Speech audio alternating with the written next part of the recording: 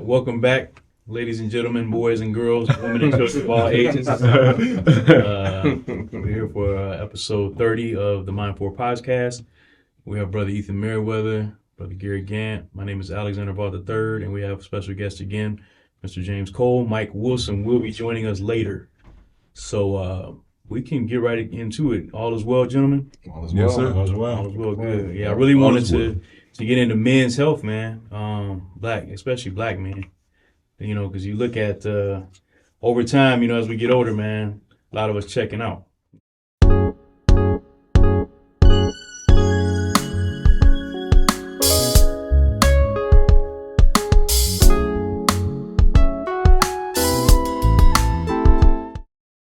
And it's heartbreaking because, you know, it's probably some preventative measures we can take. You know? And that's what my mindset is. Because being, you know, a fuller gentleman, a fuller man, I think that for me, it's just time as I get older. Because I'll be 46 in June. Right.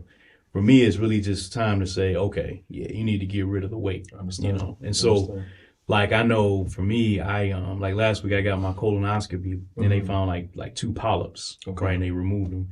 And the thing is, what people don't understand is with the colon cancer, sometimes those polyps can become cancerous. Right. You know, so it's important to go get your checkups. They're saying 45 now, and it's most common in men. Right. And it used to be 50 and up, but now it's more so 45. Yeah. You know, and so, and she said she'll see me back in 5 years. You know, but you know, it made me just think and think about how we need to focus on getting tested more for sure for different things that especially that impact us. Yeah. You know, like prostate cancer, I get that done annually. Annually, and right on both times. Yeah, both right. And yeah, I will say I can see why people don't get that. I can see why people don't get that done. Yes, you know, it's because you got Dr. Shaquille O'Neal coming in there and he's got a foot long finger. Nope. Yeah, so but the thing is, I would say that it's definitely worth it because it's a very preventable thing, you know. And so for me, I've got it done every year since 40, since I turned 40. Gotcha. Because you know it kind of runs in my family. Yeah. So you know, I really want this episode, you know, to be for us to focus on just taking care of one another. For sure. You know, because I think brothers, we don't necessarily talk about it enough. Right. Especially in the church or at work. Or even in our families. Right. And there will be things running through the family, man, like taking us out. And then we're like, what's going on? Right. Yeah. And then there'll be hereditary things going on. Because like my family, prostate is an issue. Prostate cancer, it is an issue. So, and my father, same on your side. See, it's very common. Yeah. And I mean, that's a whole nother episode. Like, why is it so common amongst us? But the thing is that we need to have these discussions more. And it, you know, they're sensitive topics because fellas, you know, we like to get around, just trip out, have a good time and forget about our problems. Right. But the reality is we have to start having those hard discussions. For sure. You know, I mean, nobody wants to, you know, come to dinner. Let's go out to dinner and talk about prostate cancer. You know what I'm saying? Nobody wants to do that, you know, but the fact of the matter is we need to because a lot of us are checking out and be dying and stuff and don't know what it is until it's too late. Right. You know, and so, you know, for me, you know, I felt really good about, you know, doing the and doing my prostate. Those are 2 things I stay on top of. So like, but at this point, I know for me, getting ready to turn 46, weight loss is a big thing for me because I'm learning just over time in my life, having excessive weight, it impacts things, you know, in different ways. Like I've never really had any health problems, but what I can promise y'all is this: I'm not going to be the guy that just passes out. Right. You know what I'm saying? Cause I've known people where that's happened to. Yeah. They just pass out and that's it. You know, so I have just started a program. I started it today, actually. Okay. You know, and it's like a 90-day thing, and then I kind of do maintenance after that. Gotcha. You know, and it focuses on just natural health, and then of course the exercise. Gotcha. So I'm just committing to that, man, because it's like I got a lot of stuff I want to do. For sure. You know what I'm saying? And I can't be worried about like, man, I'm tired all the time. You know what I'm saying? It's just like I want to hang out, guys, but I'm tired. Right. You know what I'm saying? That can't be the story. You know. Right. So that's what I really wanted to open up with today. I wanted to kick it off with that. And we can kind of just go around and talk about that. And I look forward to Mike being here too, and we can share some things. But I definitely want you to share, you know, your story too about what you've overcome, because I want people to really understand. We all young still. Right. We all young. Okay.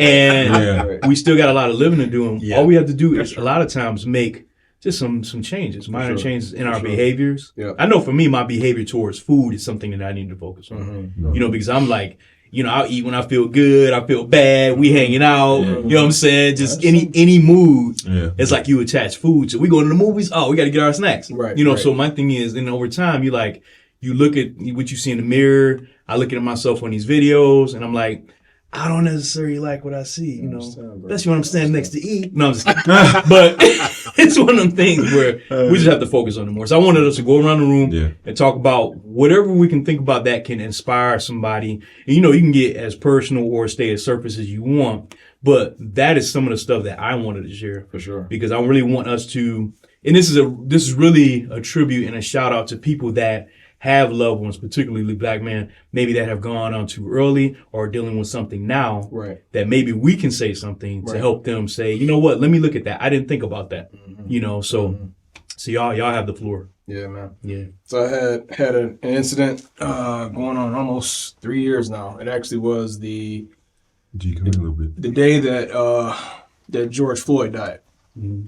I was in the hospital that night, and I'd had, because I'm the prime example when you talked about like not doing anything until it's too late. Mm-hmm. Because I had warnings about certain things that needed to kind of change up, and I was for the most part doing better for a while, building in more exercise into my routine, and trying to take the stairs more often than the elevator, and trying to just do laps and stuff like at lunchtime or whatever. So I was keeping up good with that for a minute, and COVID hit.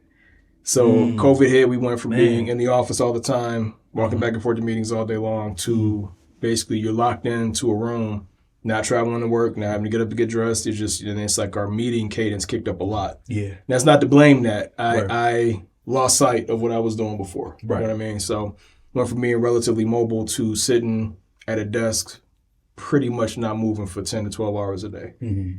And, just appreciative of my wife, but she would kind of like, okay, you're down here working, bring you breakfast, bring you lunch, whatever, some snack, you want some snacks down here or whatever, and I'd take snacks down there too. Mm-hmm. And after about 2 months of that, had some serious health issues come up. So I had taken the cover off my pool earlier that day, and then that evening went over to my mom and my stepdad's house, and I was helping them get the pool cover off of theirs. They had some weights to lift up and everything else.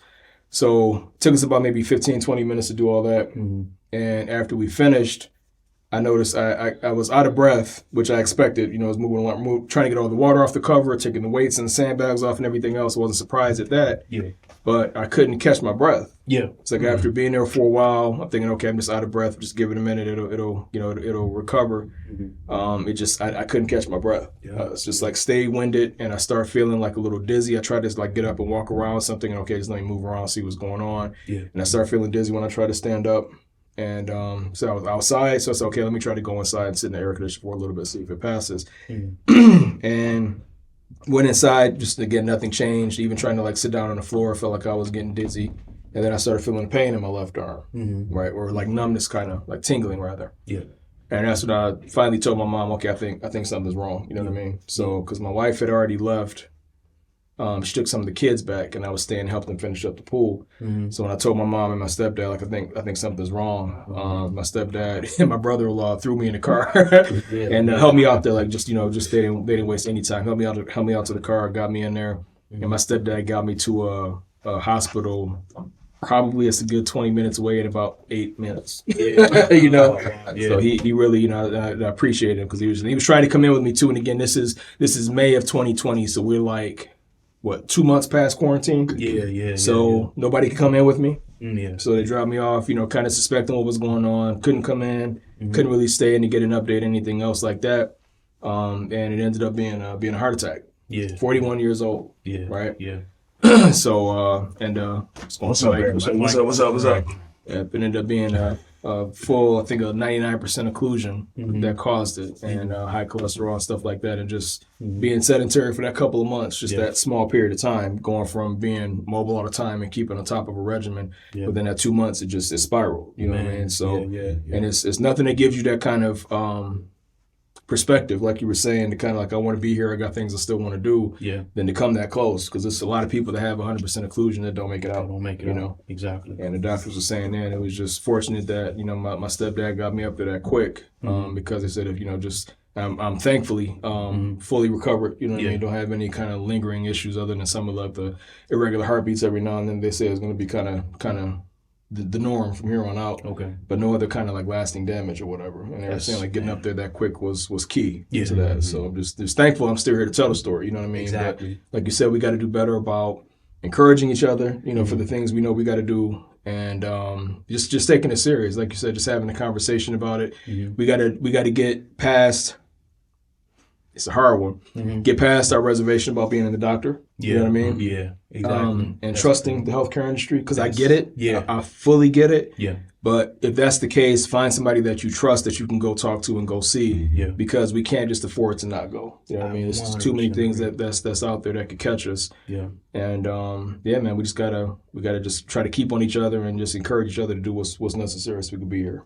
What you're saying is significant, man. And I think I want us to use this show for a level of accountability also. For sure. You know, I know I'm going to, you know, Mike, just to catch you up, we talking about men's health and how because my thing is when we say we're our brother's keeper, you know, I want that to really mean something, you know, and, you know, with regards to how we conduct ourselves, regards to food, for sure, you know, taking care of ourselves with exercise, stress, you know, things like that. And, you know, this show helps us definitely, you know, come in and talk about those things. For sure. But in general, I want us to have more of these discussions on this show because we're going to get more viewership. And I want it to be other black men that look at this show and say, I didn't think of that. And I'm glad to see all these different brothers up here coming under one roof and talking about things that are actually pretty common amongst us that we don't talk about. That's right. You know, we could go talk about a slab of ribs, and then we don't talk about, man, I got indigestion, you know, angina, you know, things like that. And then, you know, like you said, it'd be too late for some. Because see, a lot of brothers are not here to talk about that. And that's scary, man. And we have to really start to think about more than just ourselves. For sure. I know I do. Like in my decision making, you know, if I'm slamming some food down, you know, or, you know, I got to really think about, I mean, I've tasted this before. I mean, I don't need to eat this. I don't need to eat this. Eat again later. Yeah. Or I can have half of it. Right. Because my wife and I, we go out now, we split food, man. It saves money because everything's getting more expensive. And then it just, portion control. Because it's always been my thing is portion control. To me, what I've learned in my life, because like I said, I'll be 46 in June. What I've learned is ultimately everything comes around what's going on up here. Yeah. We have to ask ourselves, and I want that to be the second portion of what we discuss is just mental health for black men. Because there's a lot that comes against us that make us behave the way that we do when it comes to, because I was talking to my wife and, you know, we abuse things like liquor, smoking, drugs. You do? Well, my wife and I, just to clarify, my wife and I, we clean. You know what I'm saying? That's good. But in general, you know, our people, we lean on these things for escapism. But out of all that, I would say what people don't talk about is the biggest problem is still food. Food is the addiction. It's true. It's like drugs, man. I mean, you know, you get your favorite things. I mean, and I want these fellas to talk now, but we got things we like. We overconsume it, and then we lay up in the bed like, man, you know, I cannot breathe right now. Exactly. You know, that milkshake and that pizza, that was not a good idea. We wake up like, man, I slept for 14 hours. Exactly. Yeah, my heart's pounding. I missed you calls. Had a nightmare. Yeah, that's my thing. Eating too late, man. I be having some crazy nightmares. Really? But yeah, I want y'all to talk. So that's our topic. We want to enlighten, educate people on how to take care of ourselves. And I mean, even if you're not there yet, you still have something to offer. So I know you like to slash a sack of 30 or something. You like to knock them out. No, right. But, so yeah, that's where we're at with things. So I want, you know. Go ahead. Elder Cole. About 3 weeks ago, I'll just start off with this. I'm sure maybe I can contribute more a little bit later. Okay. About 3 weeks ago, I spent about 36 hours in a hospital. And nothing was wrong. Okay, now I know I got to explain that, right? Please. Right, yeah, please. Right, why else would you be in a hospital that long? Yeah. And say nothing was wrong. I'll put it this way. Nothing happened that wasn't supposed to happen. Okay? I'm not making excuses, but here's what happened.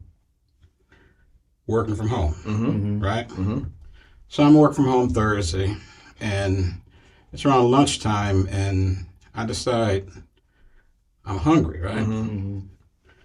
And my wife said, well, you know, she did some chicken soup the night before for dinner. You say, you can have chicken soup for dinner. I said, I want something substantial. Yeah. Right. I mean, I knew I could have ate chicken soup, but I wanted something, stick to your ribs. You want something greasy. A real man's meal. Right. But we've actually been eating pretty well. Okay. My wife and I. We really have been. Okay, that's good. So I went to a local Coney Island and ordered pancakes. Okay. Matter of fact, that's the joke that they have on me now. Pancakes. Okay. Pancakes. Now, Right, like Homer Simpson. right. No hash browns. Okay. No meat. Literally just pancakes. Okay. Okay. So I ate the pancakes, and then as the day went on, I started feeling not so well. Okay. Went over to my mother's house to visit her, sat with her, and I'm sitting there and I'm thinking something's not right, feeling queasy. Right. So I leave a little earlier than I normally do. Get home, my wife had cooked. I tried to eat, she had air fried some white potatoes and some sweet potatoes also. Okay. And no butter, just a little bit of salt, a little pepper. I literally ate 2 of them, not the whole potato, just, she cut them up like French fries. 2, and said, I can't eat anything. Wow. I'm going to bed. Oh, Okay. Yeah. So I go to bed, and all of a sudden I feel, okay, I got to go to the bathroom because I'm feeling queasy. Yeah. Okay. So then, as you know, it turned out to be diarrhea and vomiting. You Okay. must have been some kind of pancakes. I don't know if it was the batter, if it was the butter that was Right. whatever did it. You did say Coney Island already. Right, Yeah, yeah. we'll talk on the other. Right. Makes sense. Hey, they should serve Imodium with the pancakes. Yeah, pancakes. So Mystery solved. Right. So, through this process, getting dehydrated, right? yeah. Okay. So I had gone in and out of the bathroom through the night a couple of times. So final time, I'm in the restroom and say, okay, I'm done. So I get up, and when I'm ready to stand up, it ain't happening. So I sat back down. Wow. Okay. So I said, okay, if I can just get up, go back to bed. Next thing I know, my wife calls my name. Now, when I was in there, I had the light off. Next thing I remember, the light was on. She's calling my name. I had passed out. Wow. I had literally passed out. Man. And it was an ugly sight, because not only had I passed out, but I had threw up also. Okay? So I'm thinking, this isn't a good look at all. No, but real quick, right now, you Elvis status from some pancakes. But just so we're clear, what Coney Island was it? Right. No. So we don't. I need to know that. We didn't put them out. They need to not be around. Man, That's he said he got it on both sides. Right. For legal reasons, we won't make it. You can tell us online, though. I definitely want to know. right. I'm sorry. Go ahead. No problem. So my wife says, I'm calling the ambulance. Yeah. I had never had an ambulance called on me in my life. Wow. So it's a blessing. Yeah, definitely. And then I think one of you mentioned about the shame or pride. Yeah. I ain't getting no ambulance. Right. That's my initial thought. Yeah. Right. I'll be fine. Right. Yeah. I'll be fine. Yeah. So I thought about it. And in the scripture it says about you don't want to live in a house with a brawling woman. Yeah. I knew I had to go to the hospital. I'll take the hospital on this. I'll take that ride. Whether I wanted to or not. Exactly. At that point, because I thought about it, I said, if I told her I'm just going to go back to bed and it wasn't going to happen. Oh, man. Yeah, you Okay. right, brother. Right. You had a So- ball on your hands already. I fixed my mind and say, okay, you're going to the hospital. The ambulance is coming. So by this time, I was able to get up on my own, walked into the bedroom, and commenced to changing clothes. Gotcha. Wow. Because I know I'm going to the hospital. Right? Yeah. Now, after I get dressed, the paramedics, I hear them pull up, come up the stairs into the bedroom, and then they start doing what they have to do, right? So they put the cuff on my arm. And now, check the blood pressure. Blood pressure is fine. No problem. Okay? And then they're asking me questions. And I know they're checking neurology and, I'm answering all the questions. Right. I'm just answering them slowly, but they can tell that I still have my full mental capabilities, because they figure, since you passed out, they're wondering, Right. Yeah. So then they say, well, maybe it's your blood sugar. I knew that wasn't it. Yeah. And I actually was rejoicing because I was smiling to myself because I knew that after they got my blood, they check it and they say, oh, there's no problem. But see, I knew that already because I've been blessed. I haven't my sugar is not an issue. Gotcha. Okay. Gotcha. So get to the hospital. They do an echocardiogram. They do a CT scan, a couple of other x-rays as well. Okay. Other than giving me intravenous fluid, to replace the fluids. Right. That's all they really did. And so then they said they're just going to monitor me. So that's why I was there for a total of about 36 hours. So it was from early Friday morning to mid-afternoon on Saturday. Okay. Yeah. When it's all said and done, they even had a neurologist come in and ask me questions and so on and so forth. Couldn't find anything wrong. So when I said earlier there wasn't anything wrong, they couldn't find anything wrong. Right. Okay, so then now here's this. Right. Why are you in the hospital? Right. Okay. Yeah. The answer, the choice I made. Oh. Yeah. Because I found out that what happens is when you're your body's in a condition where it's dehydrated, and they said the forcible vomiting that I was doing put pressure on my heart, which lowers the blood pressure, and then I loses oxygen to passed out. Oh, wow. So guess what? That's how the body is supposed to work. Right. Wow. Right. That's what I mean when I said nothing was wrong. Right. Gotcha. The real problem was I made a poor choice. And so when you said making choices here, It's all about that. I made a poor choice. Yeah. And because I made a poor choice, I set into action a chain of events. Now, who knew that the food poisoning or whatever it was going to... But the body acted the way it was supposed to act. Sure. Right. That's right. Including the passing out. Yeah. Wow. Now, no one is happy to say, hey, I passed out, but it's a good thing. Right. Right. Scary. It's supposed to happen that way. Gotcha. But I shouldn't have put myself in that position. Yeah. Should have had that chicken soup. I should have had the chicken soup. And so, if you want to say the moral of the story, it's always about the choices that we make. Yes, sir. It's always about the choices that we make. Because when we realize that starts everything. Right. I remember having conversations with people, and I said, now, I'm not serious, but why do you season your food? And I said, you don't need to season your food. No, you don't. The scene from, and I know a lot of us see the spiritual aspect of the first movie, The Matrix, right? And I love that scene where, after Neo has been pulled out of the, Matrix into the real, and then they're eating, right? And then that gray glob of whatever it is. So it's like a bowl of snot. Yeah. And then, what's the name, Boozer or, whatever? Dozer. Thank you, Dozer. His comment was, this is all gives the body everything that it needs. Okay? That stayed with me. Right. Right. Because not that I advocate eating food without seasoning, but it really comes down to, why do you eat? Yeah. Right. Do you eat for pleasure? Right. Like you had mentioned, social. Yep.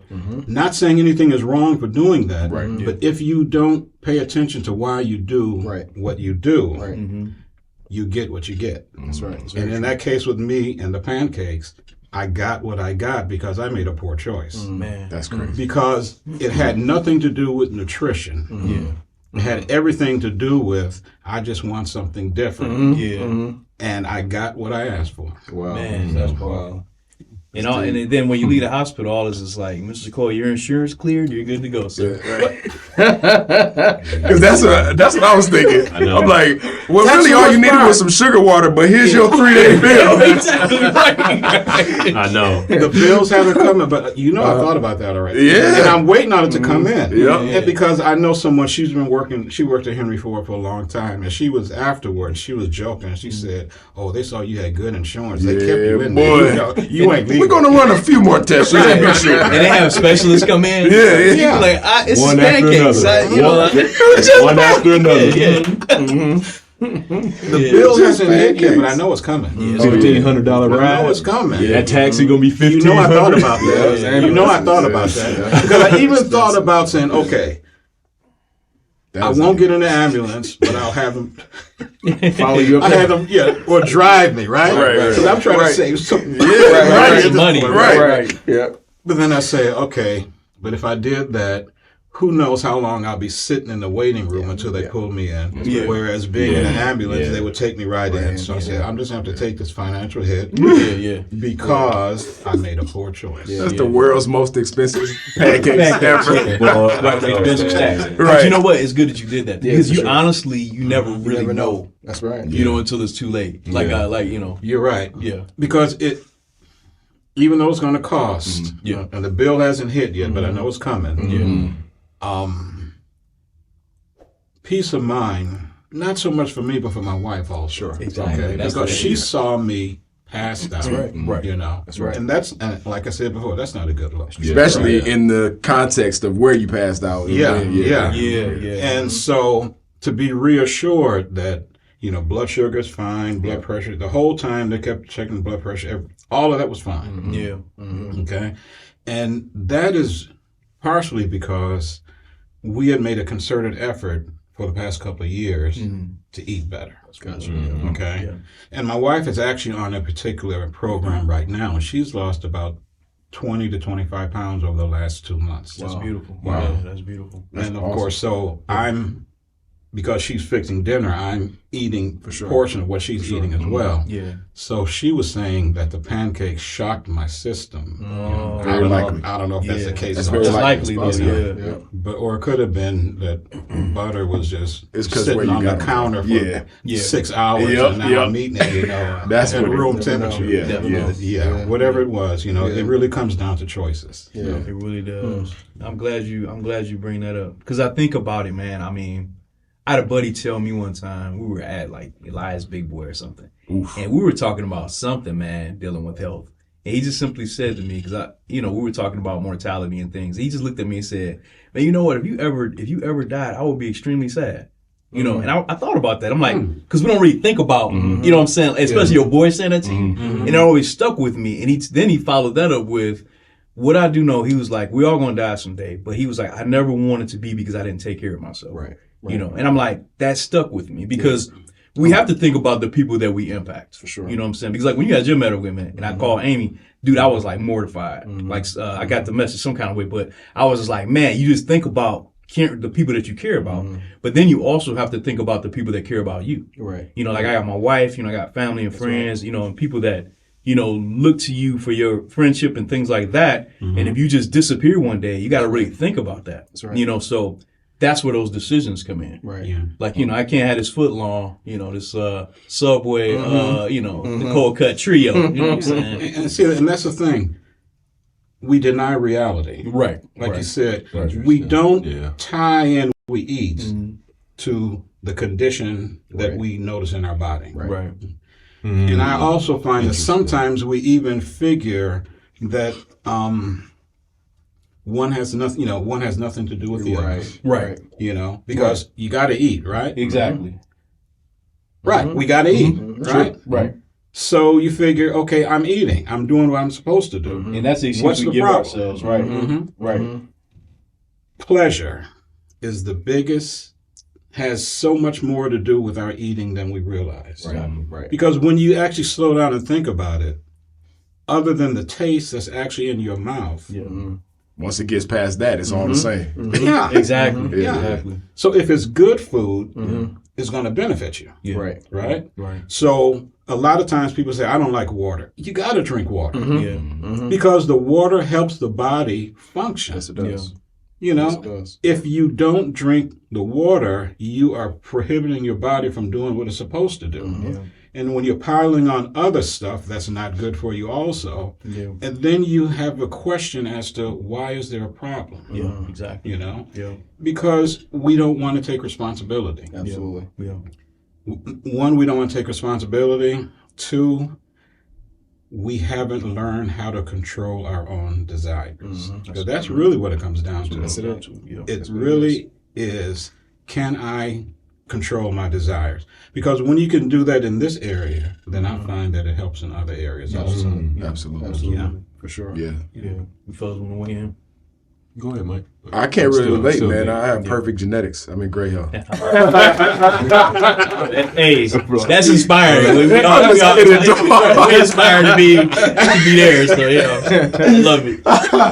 I'm just kidding, man. I grew up in a household. My father, when we were children, he's much better now. But when I was a kid, my father, he was a sober-minded person in pretty much every way except for his diet. And so I grew up where we had pop with pretty much every meal. There was always ice cream and cookies and all this kind of it was always in the house. So anytime we wanted a snack, sure, we had some fruit, but there was also cookies available or ice cream or popsicle. So who wants fruit? Yeah, exactly. As a kid, I'm going to eat what tastes better to me. You know, I have no idea of the concept of denying my impulses and that type of thing. So once I became an adult, I followed that trend. And to be honest, I'm still working my way out of it slowly but surely. The only thing that really gave me any pause growing up, because thankfully I'm fortunate enough, I'm blessed enough to really honestly be in good health. As far as I know. But there have been two things that gave me pause. One was realizing that I'm slowing down a little bit. Now that I'm not in my 20s anymore, I'm, advancing through my 30s. Right, yeah. You ain't got to say that joke. Exactly. You enjoy saying that. Right. You should see this face. Where you squinted like. Right. I'm sorry, man. Go ahead. Good. Realizing that some of my speed, my strength, my metabolism, all of those things are slowly but surely. I'm no longer in my peak, physically, and so I realized that depending on what I consume, that has a direct impact on how I feel. And so even though I don't have heart issues or diabetes or anything like these, I noticed that I can't, I work in construction. I noticed that I might not be able to swing a hammer for 45 minutes straight like I might have been 5 years ago. And so I have to kind of, 45 minutes is a big exaggeration, but I'm just saying, I noticed that I lose a little bit of that speed. And then the second thing was Gary's health event. That scared the crap out of me. That's one moment I'll never forget when I got that call, because I was like, I can't believe it. And so what were you, 42? 41. You were 41 at the time. And that was a time, because I mean, so this is my older cousin. I mean, we've already talked about that, but I bring that point up to say that I've watched Gary grow up. You're 9 years ahead of me. And so having an older cousin that I've looked up to for my entire life, that's about a decade older than me, and looking at him as still a relatively young man go through something that was literally like, it wasn't a decline where we was like, man, gee, you really got to look out for your heart. It was none of that. Right. It was just one day, it was just boom. Yeah. And so that made me think more about my own health, my own mortality, my own, like you said, the decisions that I make. And so I've started to, from then to now, started to incorporate more fruits and vegetables into my diet, more water, and so on. Again, I am by no means perfect, but not even close. But I am more conscious. And I think being more conscious and more aware of the decisions that we make is one of the biggest keys to moving in the right direction, especially if you're leaving a path that I grew up on, which was all junk food all the time. You know what I mean?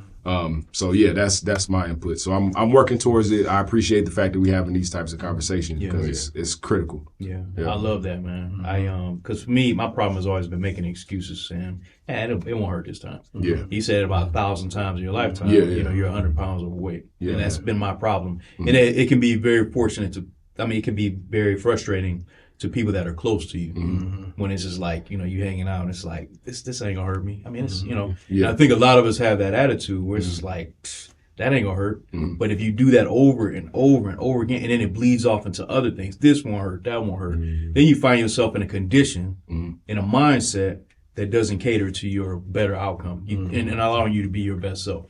But I would agree, like your situation was very traumatic because it does hit close on me because I'm like, Gary's younger than I am, and it's just hard to even imagine us having a sudden event, especially if we don't really get sick like that. Exactly.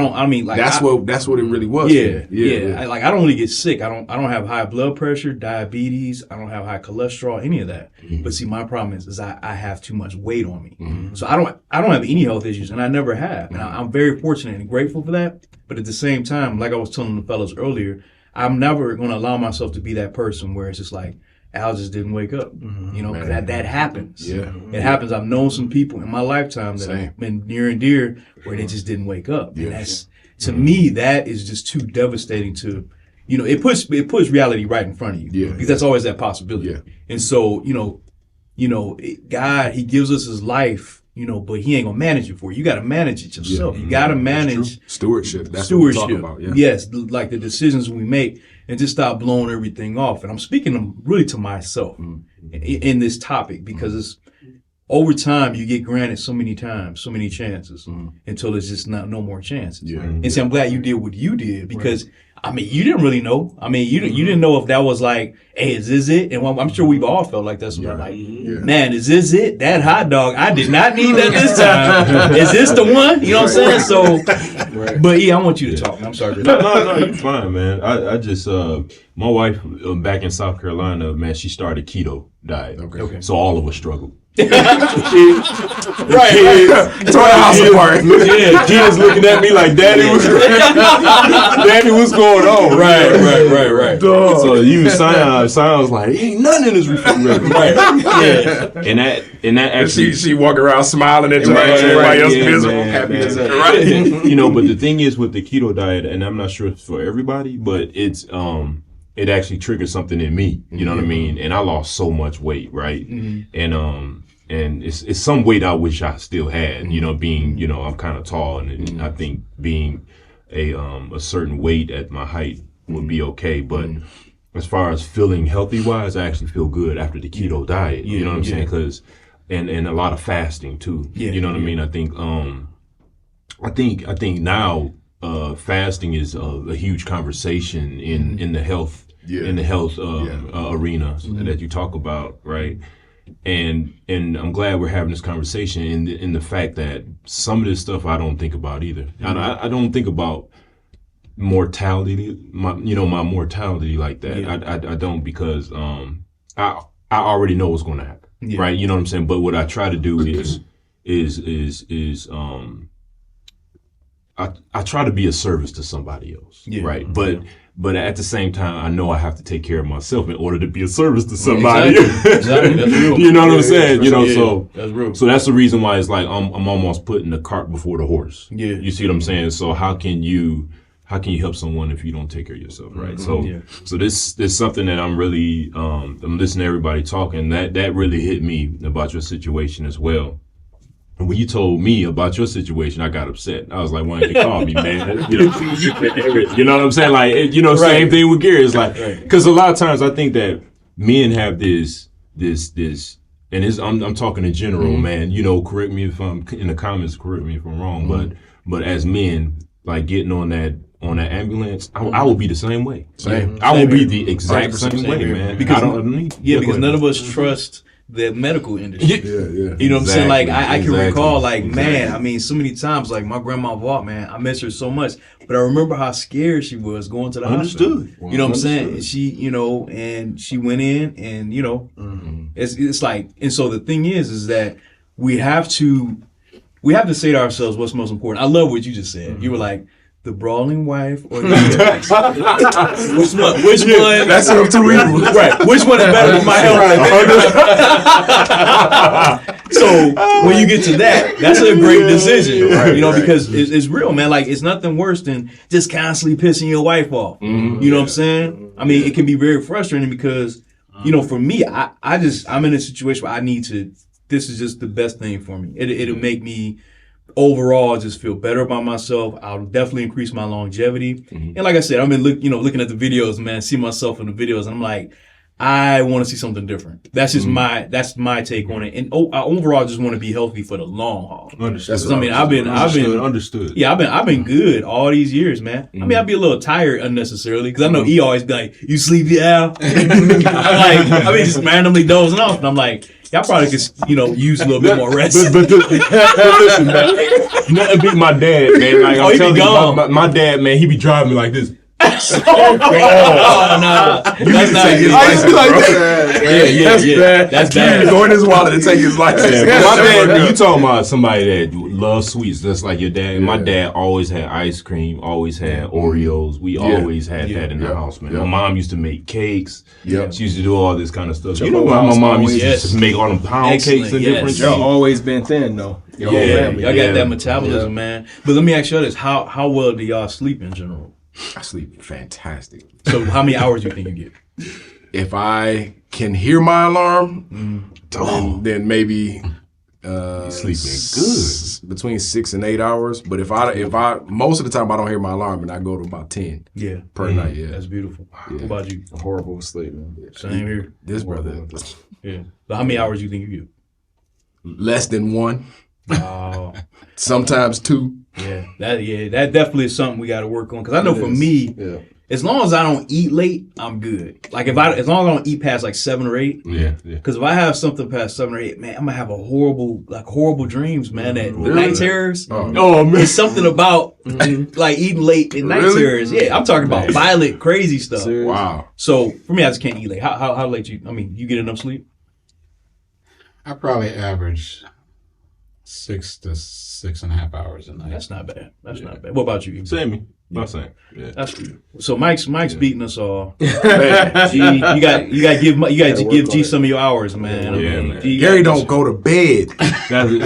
Gary stays up till 4 or 5 o'clock in the morning, just all doing stuff. He didn't go to work. Yeah. Oh man. And it'd be like, I just feel like it's just I be missing so much during the day. I feel like I understand. I do miss so understand. much during the day. It's just like, I don't want to go to bed when it's time to shut it down and everybody crashing and everything else. I just feel like I'm behind already. So I do understand. Yeah. 4 o'clock in the morning, like, man, It's you know bad. what? Let me get 20 minutes before I gotta get up for I work. do that a lot. Yeah. See, and I'm to the point now where I feel the exact same way.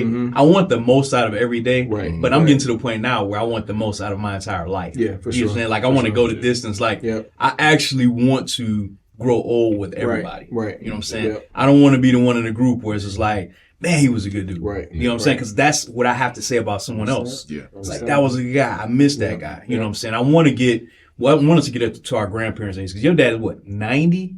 He about to be. He's 87. 87. I'm sorry. He's 87. So I mean, that's just beautiful, and he's doing great. That's what I'm saying. You know what I'm saying? And it's like we all. So that's a testament to say that Oreos and sweets. It's helping them out. But let me ask y'all this: Do you think you need 3 meals a day? You need more. Yeah. Supposed to have 6 small servings throughout the day. Ideally, at least that's what a lot of health and fitness experts say. Yeah, I feel like 3 big meals, Yeah. and 6 small throughout the day from when you wake up to before you go to bed. Right, and it can't be stuff like just garbage. Yeah, Not not quality. junk, of Yeah, course. because that's the point I was getting at is the American diet and what gets pushed to us. Yeah. Because I know you were talking about a while back about the commercials that you push to us. Yeah. You know, love that chicken from Popeyes. It's like, come on, man. You know what I'm saying? Like that gets marketed to us. Yeah. You know, you see black families in McDonald's commercials, and I'm like, that's something that we have to be mindful of too, as we condition our minds to look at food and our approach to all of that differently. I think that's one of the biggest problems, though. Yeah. I think is because I even think about like how we do like when in family meetings and even in churches and stuff like that sometimes, and we'll pray over the food and then consume something that's gonna kill us. You know what I mean? That's a good point. And it's just like we got to do better. I 100% agree. Yeah. I'm sorry. Good. No,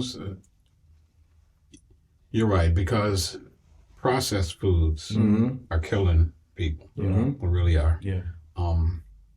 There's so much added sugar in a lot of food also. Let me back up and say this. I only shared a little bit before. Okay. My father died 10 days short of his 52nd birthday. Man, that's young. That's hard, man. Yeah, for a heart attack. Oh, I'm sorry to hear that. Now, he was overweight, but he wasn't grossly overweight. Okay. He was like 5'10", probably weighed about 270, maybe 280. So that's big, but it's not. Right. Yeah, but he had been having some health issues prior to that, but it wasn't like we expected it. Right. Exactly. I remember one day because I was still in Wayne State, living at home, and he was going to go to work. But the night before, I remember him getting up and saying, he had to go to the bathroom and his stomach was hurting. And so then the next morning he's getting up, getting ready to go to work, sitting in the chair in the front room, just fell over, So, so when you talk about men's health and, so, but the thing is, it's not like we have a lot of health issues in our family. Right. Okay. You mentioned your father. My mother, she just turned 91. Okay. Beautiful. But on my father's side, when I've seen some of the older pictures, you can see, they didn't control how they ate very well. Okay. Yeah. You were just mentioned about like the advertising. Yeah. I thank the Lord because I'm at the point now when I see these commercials, Hardee's and the dripping burgers and the cheese and everything. It not only does not appeal to me, it's actually repulsive to me now. Yeah. It's a good place to be. That's good. Not because the taste, I know the taste is wonderful if I were to eat it. Right. But when you know what it's doing to you on the inside and when you start thinking about that, then you start saying, I have to make better choices. Right. That's the bottom line. Yeah.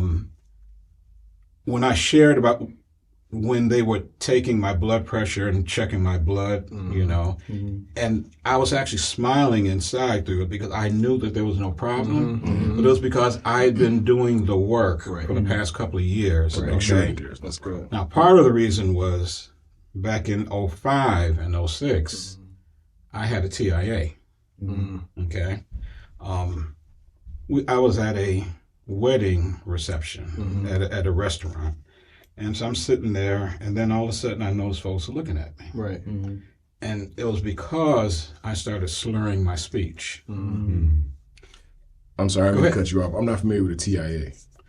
I forget the exact medical term, trans-ischemic something. I'm sure someone's going to Google it. But it's TIA. Okay. Sometimes it's referred to as a mini stroke. Okay. So better put it in a better context. But even then, so, I definitely, it wasn't an ambulance though. That's why I say I ain't never been in an ambulance before. You're right. My wife drove me there. And it was interesting because I was blessed because I still had full consciousness and awareness because I'm giving her driving directions to get from where we were to the hospital while I'm in the back seat lying down. So it was a blessing, even though it was a negative situation. For sure. And it reassured me because I said, okay, I know I'm in a bad situation, but it's not like I don't know where I am and I don't know what's going on. Right. Yeah. And so even back then, they went through all the tests and everything, and they couldn't find anything. And so then they said, oh, well, it must have been a TIA. Transient ischemic attack. That's it. That's it. And I had another one about 11 months later. Okay, so evidently I didn't get the message. Okay. So knowing that happened with my father, and then I had those two, even though I generally didn't have health issues, but like you said, weight issues. Yes. Okay. Yes. And so when you think about it, because I remember when they pronounced him, we were at the hospital, and I remember my mother saying, "This was so unnecessary. This was so unnecessary." And so think about it. Yeah. If any, of us, and I don't mean just us here, but whoever's watching as well, like you said, it's embarrassing, and it's more than just that. To know that you're sick, know that your family's income is cut off, and all of this, for choices that you made that weren't worth making. Yeah, we think that we have to. You mentioned like going to movie theater. On my wife's side of the family, they every now and then they do that, and so this past Friday we all went out to see that movie Creed. Okay. Yeah. And so she loves popcorn. Yeah. She didn't eat popcorn. Talk about a changed mind. Yeah. Yeah. When I say that woman loves popcorn at theaters, she loves popcorn at theaters. Okay? Yeah. She brought her own water, and she had purchased some crackers, not there, from home. Put them in her purse, No, she didn't. That was We don't do that. She had water and crackers. Okay? I'm not on the same meal plan but I'm very watchful. So I've long since realized, stay away from the pops. Okay? Matter of fact, on a side note, I won't mention any brand names, but I thought like 36 grams per sugar per serve, for a bottle. There are some popular drinks out there. Okay, I'm not going to say. 81. 81. In a pop? Wow. Yes. Like a 16.9 ounce. That's a lot. Wow. 81 grams. Per serving. What flavor is that pop? Is it a cola? No, it's the sweet ones. It's it's like citrus. It's the, I think the highest one that I saw, because I saw an article on it a couple of days afterwards. Might as well say it was out there in the news, so I'm not, we can't be sued. So right. I think one of them was mug, root beer, cream soda. I think that was the highest one. Some of the Fantas and Sunkist. That makes sense. Yeah. And those are my favorite too. I go in on Fanta. Mountain Dew. Oh, definitely. Definitely. And that's a double as far as I'm concerned, with all of the caffeine as well as all of the sugar. Yeah. So when you realize that you're putting this stuff into your body just for pure pleasure, especially with pop, there's no nutritional value to it whatsoever. Right. It's not. Right. None. Yeah. Right. So why do we drink it? For pleasure. It's delicious. For taste. It's delicious. It really is. Yeah. But this really is what the body. I remember, even from a kid, teenager. I feel attacked. So, That's hilarious, man. I feel like I walked into an intervention. That's so funny. she was 17, 18 years old, had to go in for surgery because she just didn't like water, drank pop all the time. Wow. And it damaged her kidneys and, So that's why I say it all comes down to choices. Right. And then when you see things and then you don't correct yourself, Right. there's really no excuse. Now, don't get me wrong. Yeah. I understand it's a huge, I shouldn't say huge. It's a transition from knowing to do good and then to do good. Very true. Okay. Very true. Yeah. And I'm not saying it's easy Right. because, I'm there as well. You know to do good. You know that doing good is the right thing to do. Right. No one has to convince you to do good. Right. But you got to make the decision to do it yourself. You brought up a point that I was just getting ready to say. The times in my life where I've eaten the best in terms of quality have been times when I've been actively on an exercise regimen. simply because I have the energy to do so when I put good fuel into my body. So the times where I've drank the least amount of pop, or went the longest with the most amount of water just being ingested consistently, has been in times when I've been actively keeping my body physically moving. You know what I mean? Yeah. And so I think that's another key element to point out, because it's easy to just, when you sit on, like you said, sitting on the couch playing video games, laying around, working from home, all of that kind of stuff. It's easy to just pick up a bag of chips or some cookies or just, junk, trash, pancakes. But if you have yourself to a point where your body craves fuel and not just, I know it's time to eat, it's lunchtime, so let me find something. When you get to the point where your body starts to crave fuel, it will literally tell you that it wants better. You'll feel like you want to pick up an apple versus a fruit roll up. I don't know these rolls, but you know what I'm saying. And so I think it's important to just bear in mind that we have to get ourselves active. That's a huge component of health. And then one other thing I was going to point out is that we're talking a lot about longevity.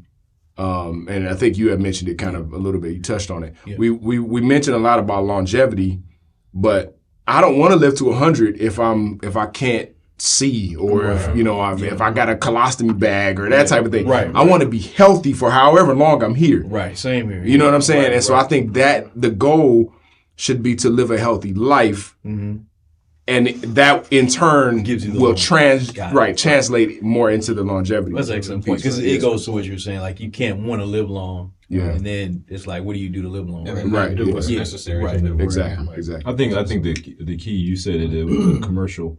You said you saw a burger and the cheese is. Yeah, when you get to a point where certain things disgust you, you know what I'm saying. You almost have to make that as a choice and a position in your mind where you don't even want that a part of your body. You know what I'm saying? You don't even want to crave that or whatnot. And I think that's kind of what helped me and Tamara, because Tamara, she wanted to lose weight, and she definitely did, through keto or whatnot.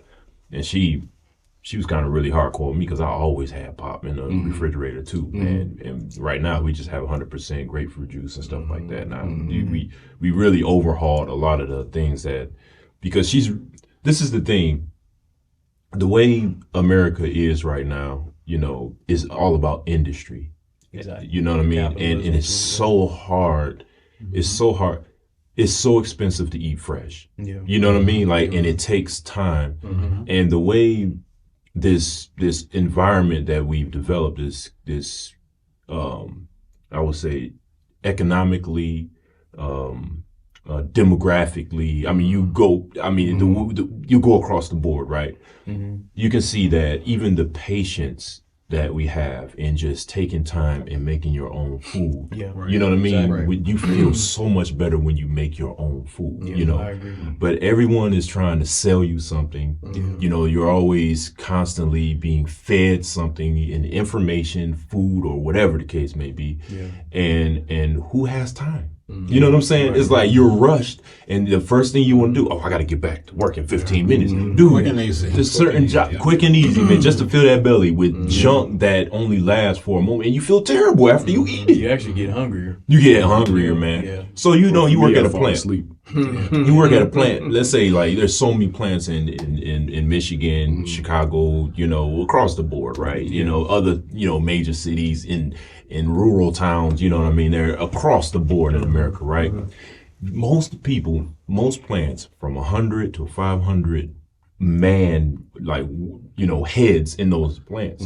They only get 30 minutes, not even 30 minutes, a 30-minute break. Throughout a whole, they are scarfing down food. And most of the people, they don't bring their own food. You know what I'm saying? They got a roach coach that come up. They got to run out there real quick and get it. The roach coach is grease. You know what I mean? Are they ran by Coney Island at all? Or? They probably. All right. I was just making that point. I was just saying that the way I guess the construct or the way society has it's just big industry. You know what I'm saying? It's big industry. Well, not only that, that you're 100% right. But I would add to just that. A point. No, you're right. But I would add even adding to that, we also have this concept of instant gratification. Yes. We are so worried about, especially in America, we're so concerned about feeding into every desire at a moment's notice without any hesitation or second thought or any of that. All reservations are slowly but surely being eliminated, from entertainment to sex to food to the games that we play, to getting likes on pictures. All of these things are about gratifying ourselves. Right. And so food falls right into that same exact, really category. It really does. Hold on, that's a good point, man. Oh, go ahead. No, I'll hold on. No, that's it. So, because you brought this up earlier, Al, you was talking about the food is one of those, is it subliminal? Or it's like those things that you don't even think about. It's just what you do. Yeah. You know what I'm saying? Like subconscious. It's like you don't even realize it. You don't think about it. But you tell yourself it's okay because I'm hungry. It's okay because we got to eat, right? Mm-hmm. You tell yourself, you give yourself that permission, and the problem becomes you give yourself that permission for things that your body doesn't need. Mm-hmm. You know what I'm saying? So a double downer from KFC, you're like, hey, I'm hungry. I like chicken, so I'll get a sandwich made of chicken. I'll get a sandwich made of chicken. You know what I'm saying? Like, that doesn't even make sense. Yeah. Like, it's stuff that they're advertising now that actually doesn't even make sense. Yeah. Mm-hmm. You know, I'll give me a Taco Bell taco made of a flaming hot Dorito. Right. You see what I'm saying? Right. And then you get a stomach ulcer. You're like, Doc, I don't know. I can't That's so true, man. Yeah. That's so I'm really sure attack, man. I don't know. I love you. Right. You heard it up. I think. Right. I'm so good. No, I was gonna say one more point to make, because for me especially, I don't want to seem, because it's people that watch this that know me and know how I eat, so I don't want to seem like a hypocrite. Mm. My point overall for me, my overall point is temperance and balance, and understanding that it's fine to eat junk as long as it's not the bulk of what we're eating. As long as we fill our bodies with good fuel and we are conscious about the times where we don't, where we're eating, Dorito, flaming Dorito burgers, whatever. Right. You know what I started just about a couple of weeks ago, and for me this is major. For other people it's not a big deal. I drink coffee. Okay. Decaf. Okay. And I do teas also. Sorry. Now I do put creamer in it as well. Okay. Yeah. I made a conscious decision to stop putting sugar in it. Okay. So I stopped putting sugar in it. Yeah. I did recently too. Okay. Yeah. Yep. It doesn't taste as good. Yeah. Okay. Yep. But that didn't change me from being committed to not putting sugar in it. Because one thing I do know, because I've read about it and I found it to be true, your taste buds adjust. Yes, they do. They do. Okay? They do. Yeah. So knowing that, I'm saying, okay, I'm going to bite the bullet, so to speak, now, and not turn my face up when I'm drinking this coffee with no sugar, because after a while, I'm going to trade the sweetness for the actual flavor. Yeah. Right.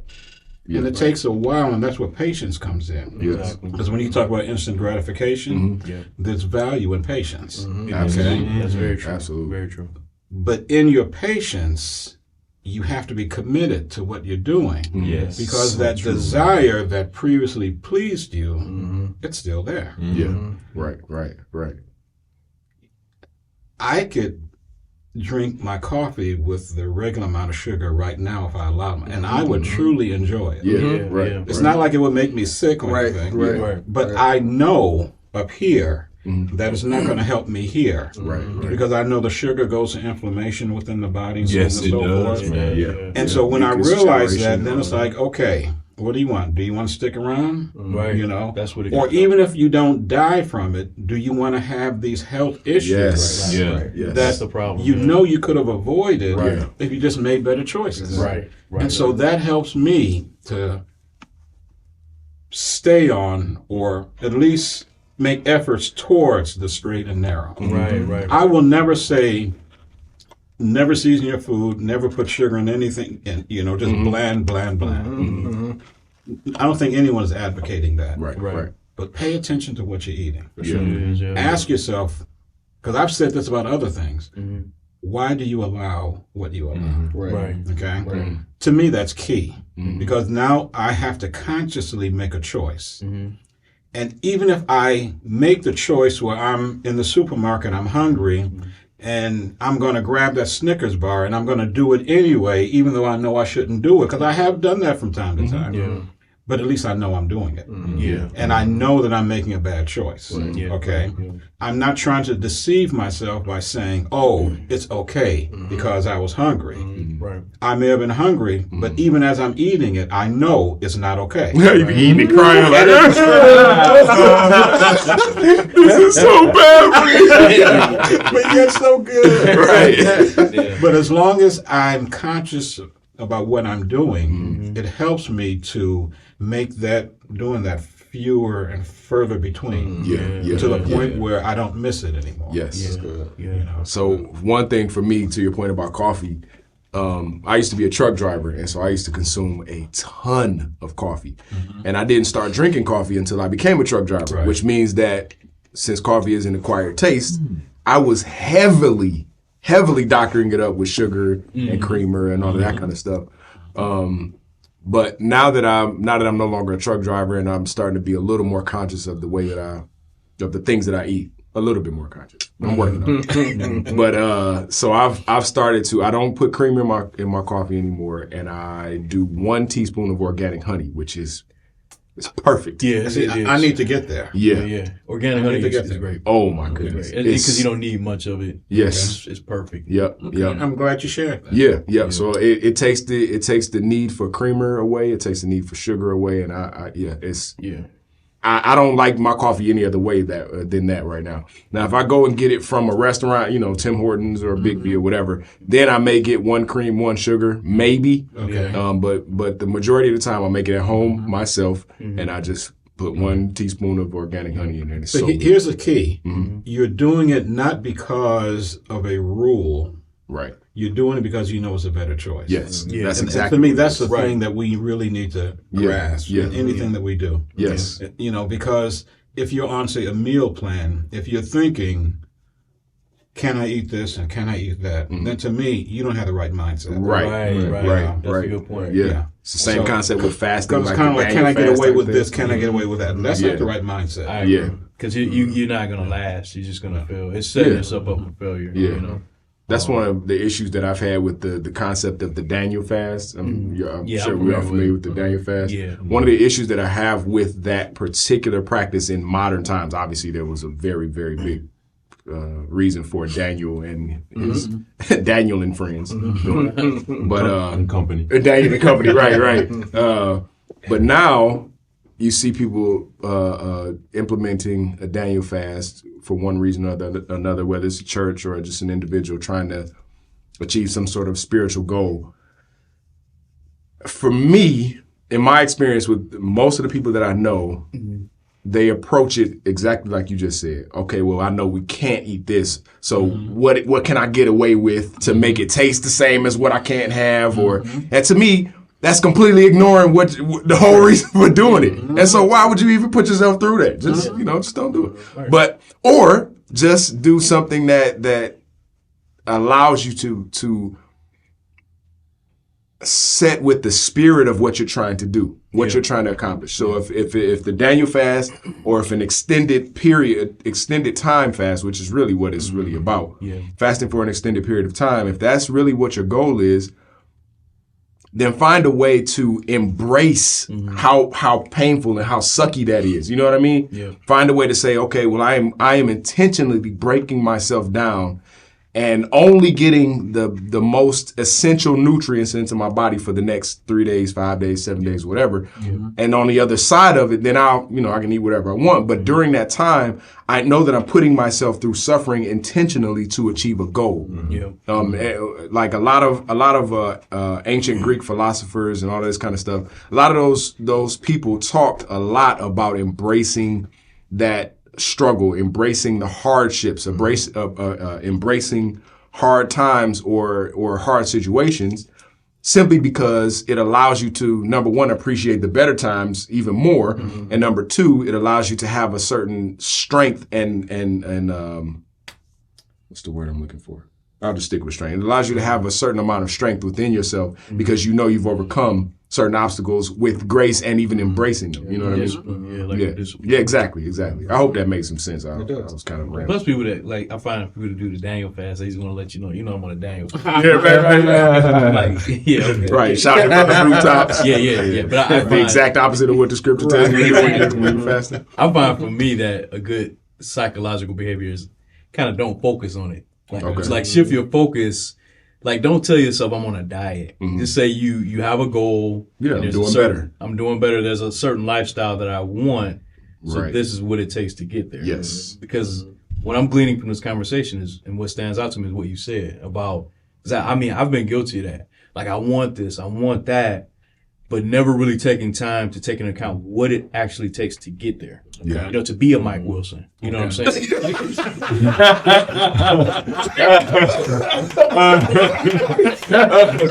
That caught me off guard. I was like, yeah, you got to really think about the steps that it takes to achieve that lifestyle. So, you know, for me, that's moving forward. That's what my focus is like. And it's a day-to-day thing. It's not just, hey guys, I'm starting this new plan, you know, pray for me, wish me luck. It's more like, there's a certain place I want to be in 10, 15, 20 years, and I want to have a good quality of life. Yes. You know, so what does that look like? What does that take? And I've had to question myself on this many times. And as you get older, a lot of times you find that you just have to mature into things. Yeah. What I find, what I'm doing is I have carried the extra weight for so long that I said, it makes no sense for me to expect to get it off in 3 months or 6 months. Right. So what I try to do is not even worry about the scale so much as I've said before, am I making good choices? Yeah. If I make a good choice and I train myself to make good choices, I don't need to worry about what the end is going to be because it's already determined by the choices. That's perfect. Yeah. So stick to the good choices. Yep. And even if you make a bad choice, acknowledge it. Yeah. Keep it forefront. Say, I did this and I shouldn't have done it. Yeah. Go back to good choices. Go back to good choices. The book that I recommended to you guys a few times, Atomic Habits, speaks exactly to that. Okay. And actually, he uses the context of a weight loss regimen or a diet, and he was saying that if I'm a person that needs to lose, let's say 50 pounds, if I feel like I want to lose 50 pounds, the reason, sure, I want to look good, you know, I might want to go to the beach and put some Speedos on or something like that. But the real goal is to become healthy, right? And so I'm like you said, I'm not necessarily worried about what the numbers on the scale says, because I'll get there as long as I make my habits something that is what a healthy person would do. So I'm not going to do what I would do, which is lay in the bed and eat a whole box of Oreos. I literally do that. Instead, I'm going to do what a healthy person would do, which is maybe have an apple and a glass of water and then go to bed and go to sleep. Yeah. And so as long as I maintain the habits of the person that I want to be, the person that is 50 pounds lighter than I am, the person that can run a mile without losing my breath, that type of thing. If I follow the habits of what that person would do, then I'll over time become exactly that. I'll be the guy that I can run up and down the stairs without having to stop and lean over, and I won't, you know what I'm saying, that type of thing. So I think it's the visitation of history, right? Like those past events, right? Okay. As a reminder, those reminders right there. Like a couple of weeks ago, I had an issue. I had a real sore throat, right? Like absolutely. It was painful. Okay. I don't know if you guys even knew I was a little hoarse, but I was kind of talking just. I remember. And Tamara, she would give me pills and whatnot. Dude, I couldn't even swallow it. I almost choked. I was just like really, really messed up. You weren't contagious, were you? No. That's over here. I don't know if y'all remember when I was coughing on y'all. But I was just using that as an example as a reminder, right? Yeah. That reminder should be a trigger to set you down a path to never go down. Like, you know what I'm saying? So as much as you can help it. Kind of like what you said, the Atomic Habits. I read a book similar by Charles Duhigg. It's called The Power of Habit. Yeah. And he have this cycle. I'm sure he has a cycle as well that he follows, right? So it's the cue, routine, and the reward, right? Yep. And so when you the cue would be basically, okay, what is that trigger that can start the routine to get to your reward? Right. So you say to yourself, I'm hungry. This is what I'm hungry. So what's you know what I mean? The routine would be, okay, I get in the car and I go to my favorite place. The reward is that instant. I get to eat these delicious Dorito Locos tacos. Yeah. So, but then you have to think, how do I feel after I eat that? You know what I'm saying? Yeah. Like, do I feel sluggish? Do I feel, am I living on the toilet or whatever the case may be? Yeah. But then I say, but if I drink water and I have an apple, this is how I feel. And I got so much energy now. Yeah. So now you have to switch that you have to create that cycle and that habit. You know what I mean? And that book was pretty good. I read it. I gave it to someone. I can't find it, but I agree. They stole it. They took that and they kept it, bad boy. But it's actually a good, at least thought process is thinking about that reward. How do you want to feel? How do your body, for one thing, you only got one body, right? You know what I'm saying? You got to do the best you possibly can. I love when you said about, it's about, God is not going to tell you how to do, how to run your own body. You manage your own body. You know what I'm saying? God give us enough wisdom to help us manage this. And this is one thing I started thinking about as well. There's this book that was on, I might even pick it up. It was on Facebook. You know how people try to sell you books on Facebook or whatnot, right? But it was called How They Ate or something like that. It was a book that like how they ate. And what it is I watched a YouTube video on that. about that, right? Yeah. So what it is talking about the settlers, how they traveled from the East Coast to the West Coast, and what did they eat during that time. Another book I saw. Another book I saw by a different title was like that too. Yeah. Lost Ways. The law. That's it. What did I say? I watched I think that was the name of the YouTube video. The law. That's it. The Lost Ways. And I think that's very beneficial. You know what I mean? Because you can see how they actually, they concentrated things down and they kept the food for weeks, preserved for weeks, and they were healthy. They were healthy. They had strength and different things like that. They had, Some of them were. Well, they died to a lot of unnecessary diseases and stuff. But that you're right in terms of food. Yes. Yeah, but I'm talking about like let's fast forward to now. If we use that same type of methodology, you know what I'm saying? I'm talking about like if you use that same methodology they use right now, I think we'll be a lot better off for sure. Because you got to say like once again the processed foods, you don't know what they putting in these things, man. You can't even pronounce it. You can, man. You don't know what. So I think eating from the earth, like from the ground, like I mean, listen, I was just telling somebody the other day about there's this town where people eat onions like apples. They said they said the benefits of eating onions. They said that the whole town smelled like onions.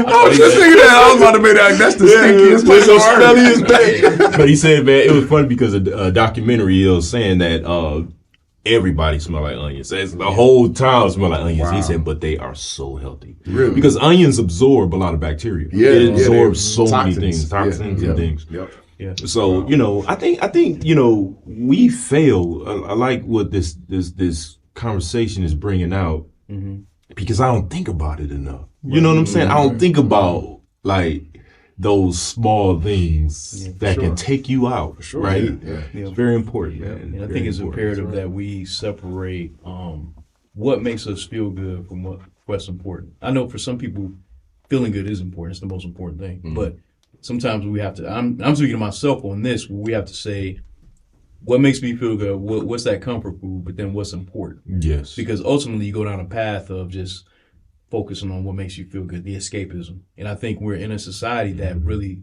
sells specifically that to you, escapism. Yeah. What do you want? What do you need? What is your desire? We have it for you. Last thing I just thought about.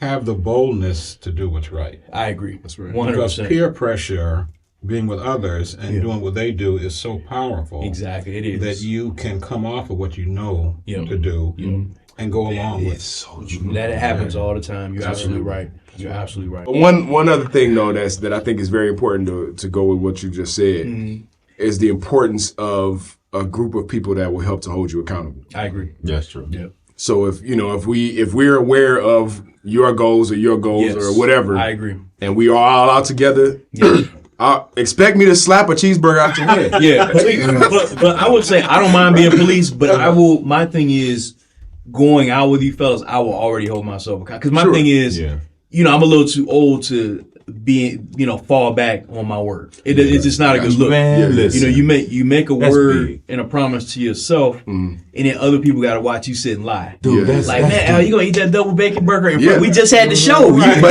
But see, not everybody has that level of self-discipline. Yeah, I agree. So I definitely applaud that, and I've witnessed your level of self-discipline. Yeah. I think that is I'm grateful to be among you guys because none of us are in that group at all. Right. The following the crowd and that type of thing. Yeah. Right. No, Exactly. man. No. I just want us to, as black men in particular, because this is our walk, just really take care of each other, man. Like we come up in families where we don't really talk about why did Uncle so-and-so die? Why did Grandpa die so young? What happened there?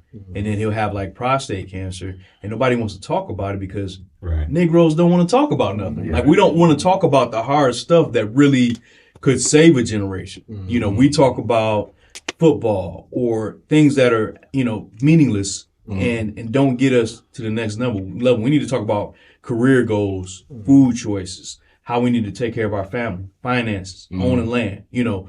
And I think when we have those hard discussions that make us accountable to one another, we grow more of an appreciation and fondness for our relationships. And then we live longer together. We grow old together. You know, people, because I've seen some families, man, where everybody did. Like everybody. Yeah. And then that person will have like, you know, it'll just be them, you know, and everybody, you know. And so, you know, it's painful because, like you said, people get to the point where it's like, that wasn't necessary. That was preventable, you know. And I just, for me personally, I making the promise and the mandate for myself that won't be my story, you know. So that's the point of all of this. And I think we have to have more discussions like this, and we want these types of discussions to be a blessing to other people. And then ultimately, hopefully, we can all be like Mike Wilson. So we're going to thank everybody, and we're going to have a No, we're not.